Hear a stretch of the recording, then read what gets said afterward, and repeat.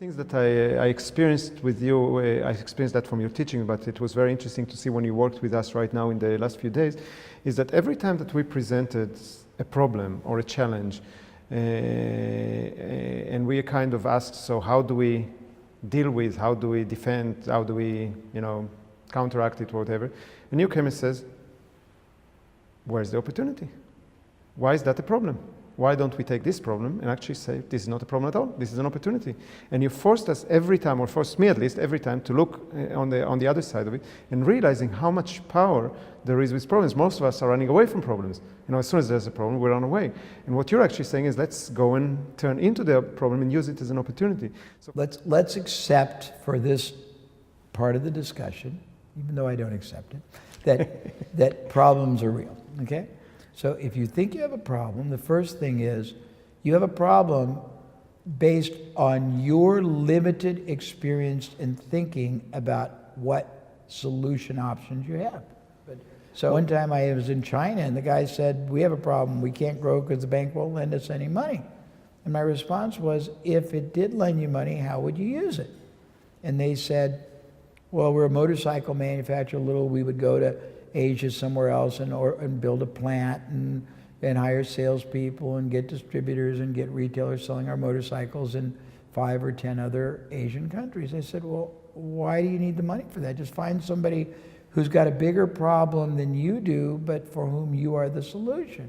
I said, find somebody who's got a plant they're not using fully. Somebody's already got salesmen and distributing something similar, not competitive, that you can just put your product right through it. And that was the conversation. And a year later, I came back, and he was there, and he was laughing and smiling. He came to the mic and said, I did what you said. I make motorcycles. I went to Malaysia. I found a lawnmower manufacturer. They had a huge plant. They were only one shift. They had the whole second shift not being used. All I had to do was produce the dies, the things they produce with, go there and teach the team. They hired the team. They already had salespeople. They had lawnmower dealers in 8 countries. We both made $10 million in the first year with almost no investment. But the point I'm making is there's always somebody out there.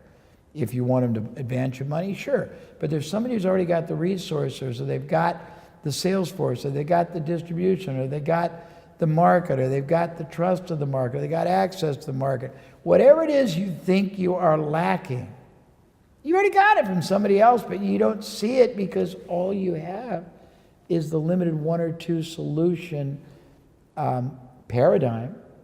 And if you only know, we were laughing earlier, and I told you this wonderful statement. If you have 93 ways to say no to me, and I have 100 ways to get you to say yes, who's going to win? And that's probably about as simple a way of making this point. Most people only have one way of trying to dig themselves out of a problem. Well, if you only have one. And I wonder, because we talked during the last few days about this mindset of entrepreneur, the shifting in the mindset that needs to be happening. If you can give us something about that, about the shift that we all need to make in order to move to the next level of success. There's a great quote from Peter Drucker, who was one of the greatest business minds alive. He's deceased now.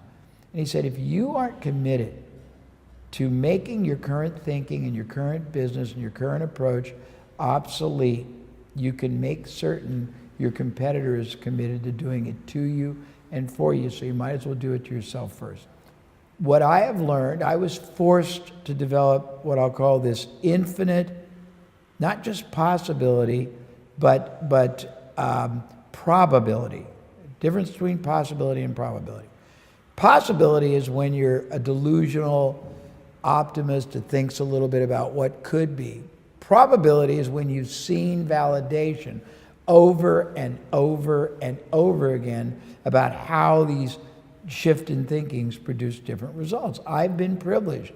When you look at 465 industries, not businesses, you see that you don't have to do it this way. You can do it this way and this way and this way and this way and this way. And this might be the least productive, the most expensive, the most time-consuming, the most ineffective. This might be 10 times easier. This one might be 20 times more powerful. There's no law that says you can't take part of that, use them together and maybe something from here and replace that. But you can't do any of that If you don't. If you're not aware of alternative possibilities, if you're not aware that there's a lot more out there.